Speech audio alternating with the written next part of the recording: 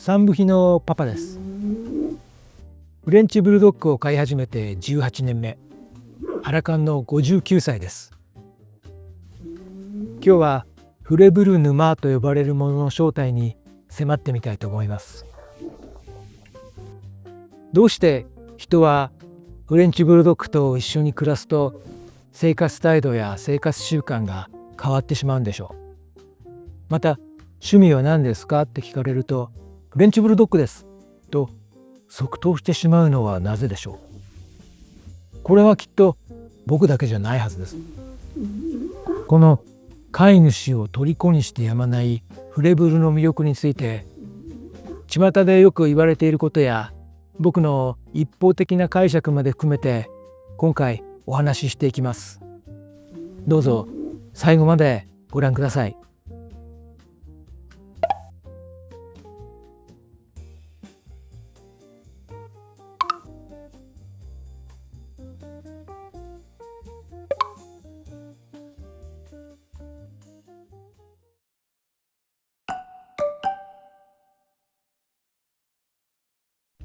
フレブルを3匹連れて散歩しているとどうやっても目立つんで声をかけられることがよくあります。そこでたまにフレブルの魅力って何ですかって聞かれたりします。そういう時はこれまで適当に答えていたんですけど、よくよく思えば何だろうなって改めて考えてみたんです。よく世間ではブサカワとか愛嬌があるとか癒されるなんて言われてますよね。あとは小さいおっさんが中に入ってるっていうね、漫画みたいな話もあったりします。でもそれってなんとなくフレブルの飼い主の意見ではなくて、飼ってはいないんだけどフレブルが好きっていう人たちの抱くイメージなんじゃないかなと僕はね思ってしまうんですよ。だって実際に暮らしてると日常的なコミュニケーションの中でズブズブハマっていくじゃないですか。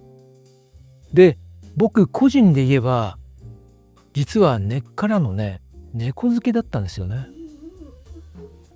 そんな僕がフレブルとね一緒に暮らしてハマってしまった理由は、この子たち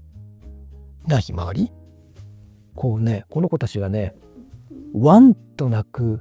猫だったからなんです。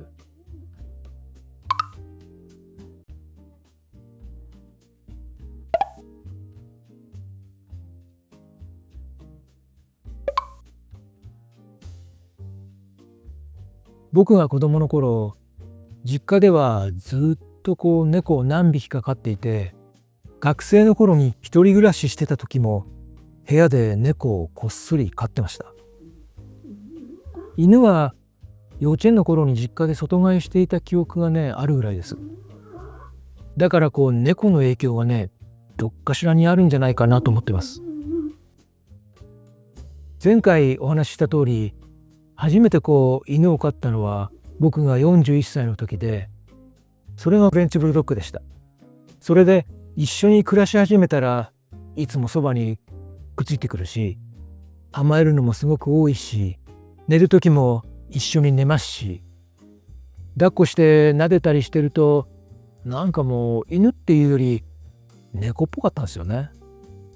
それと名前を呼んでもね来ないツンデレのくせにね、僕が落ち込んだりしている時だけは何も言わずにスーッと猫を横で寝てる。なんかそういった距離感はまさに猫なんですよね。だからもしこの子がねにゃーって泣いても全く違和感ないです。でもこれはあくまで僕の感覚なので、フレブル飼いの皆さんはまたそれぞれ違うご意見をお持ちかと思います。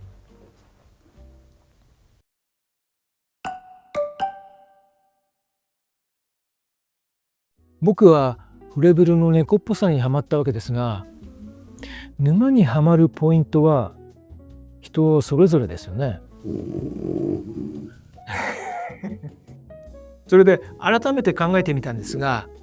どうやらフレブルっていうのは犬のカテゴリーに収まりきらないところに魅力があるんじゃないかなって思うんですよ。例えば顔がね鼻ペチャってのもありますし、こう人間みたいにこう表情がありますよね。たまにいたずらで蘭丸の顔にねふってこう息を吹きかけると、その瞬間スーッとね真顔に変わって何すんだってねこう睨みつけてきますし、撫で回している時なんかは本当に嬉しそうな顔になりますよね。あとはこうぬいぐるみっぽいところがありますよね。特にこう眠っている時なんかねこう思わずこう触ってみたくなったり頬ずりしたくなります。でも実際それをやるとこうすごく迷惑がられます。でもそれでもこうやっちゃう。あとはこいつコメディアンなのかっていうね仕草や動きってのがありますよね。一人で勝手にこうなんか変な格好してたりバカ走りしたり、今まではよくねへそ天したりするんですけど、そういうのをこう一日中ずっとこう見てられます。でそれとは反対におっさんみたいにねため息つくことってあるでしょ。あれ何なんですかね一体。でもそういったね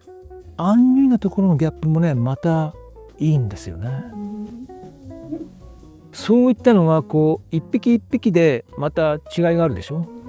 でうちはこう3匹多頭飼いしてるんで、そういうのをこう3通りね見られるんで本当にこう幸せなんです。だからこの犬っていうカテゴリーじゃ説明できない部分が多分飼い主を沼にどんどん沈めていく正体なのかもしれないですね。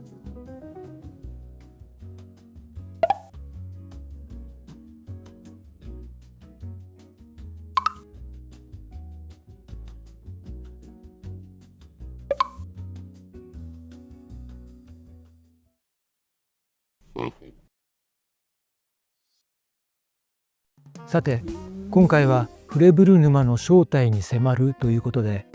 フレブルの魅力について話をさせていただきました。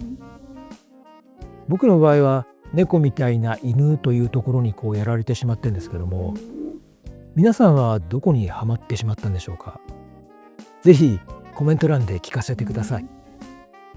またこのチャンネルを少しでも面白いと感じていただけましたら、チャンネル登録やいいねをしていただけますととても励みになります。それではまた次回お会いしましょう。さよなら。